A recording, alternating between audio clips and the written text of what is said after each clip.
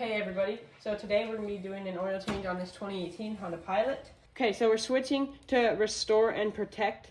It just hit 100,000 miles, so we're using 0W20 motor oil, and we're going to be using a Denso oil filter because everybody knows that the Honda ones aren't great. So here's the part number for you guys if you want to go check that out. And then here's the pressure washer we're going to be using. So there's the part number right there. And then we're just going to be using a 17mm ratchet to take off the bolt. And so yeah, we'll just go ahead and get started. Okay, so here under the car, it's going to tell you where the engine oil is, so that's pretty nice. And we've also got our 17mm ratchet up here, so I'm going to try to crack it loose here.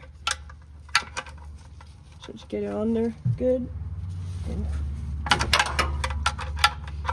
And we got it there. Okay, I'm gonna get my catch can under here and just make sure to be careful. Making sure not to make a mess. There we go. Okay, and that was pretty good. Okay, so here we've got the Honda pan plug crush washer. So here's the new one and the old one. You can see on the old one right here, this was the part that was facing outwards because there's a little rim right here. And then this one was completely flat, which is the part that was crushed up against there to create a tight seal. So you can see the difference, hopefully. And this one hasn't been crushed yet. So I'm not sure if you guys can see this, but this part's a little more rounded off than this one. I can definitely feel it.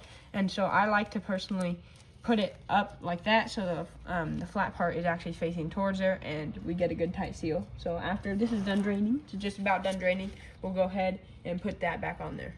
Okay, so it's just about done dripping here, so we'll go ahead and wipe that. We're gonna put this drain plug back on, and then we're gonna torque it to 25 foot-pounds after we do it by hand as tight as we can. Okay, now we're gonna get our torque wrench. Get it on there.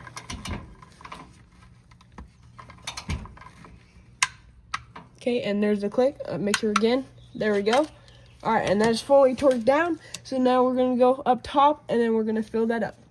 Okay, so here we've got the oil filter, and it's just hand tightened. We just hand tighten them, but sometimes just from driving them around, it'll get pretty tight, and so sometimes you'll need a tool, and you want to make sure you have your little cat can under here because that can be very messy. Sometimes there's just some things in the way that'll make it very messy and difficult. So we're taking it off here right now. And like I was saying, we use Denso, not the Honda. Almost off. Okay, there we go. And see, as you can see there, it makes a mess. So we'll let that all drain out, clean that up, just wipe it up, and then we'll put the new Denso one on. Okay, so we went ahead and cleaned up the surface, and here we've got our Denso oil filter again. There's the part number one more time if you need that. And so these come pre-oiled, so it's pretty nice. It comes with a cover, keep any debris out of there. It's a difficult cover. And then we'll put this on the mounting surface. So like I said, we got it cleaned up. Once I get this off, okay, now after I got that off, we're just gonna go ahead and go put that back up on there and make sure to hand tighten it. We don't use any tools. Okay, so here's the area where it goes. So it's a little bit tricky. It's behind a few different things. So there we go, we got it on there. Spin it up. Okay, and like I said, give it just tighten it as hard as you can with your hands. Don't need any special tools. It's a little bit slippery, but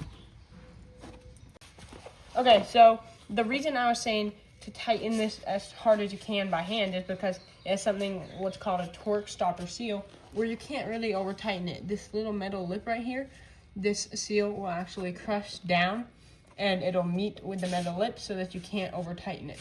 So we got this all fixed up. Now we're gonna go on top of the car and fill it up with oil.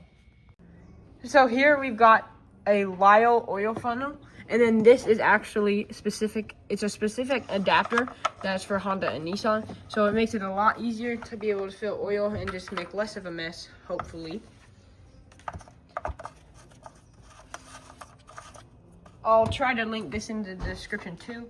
Okay, like I said, it hit 100,000 miles on this car recently, so we're going to be using the Restore and Protect on here. So the seal is already cracked, but it is brand new. And we're going to go ahead and pour that in. Hopefully not make a mess. And we're going to use the whole thing.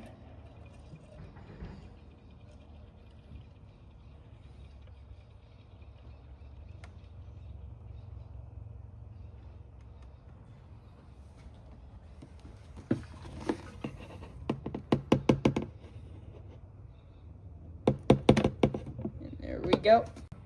Okay, so here we finished the other one. This is a new bottle, except it's been used. We have another car that takes 4 quarts of oil. This car takes 5.7 quarts of oil. So we're gonna use almost all of the oil on this one, but not quite all of it. That should give us right around the amount we need.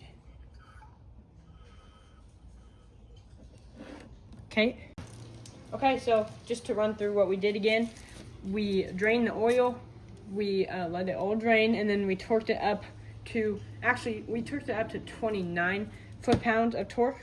Before we did 25, but we looked it up and you can do 25 to 29, so just to be sure, we did 29 foot-pounds of torque.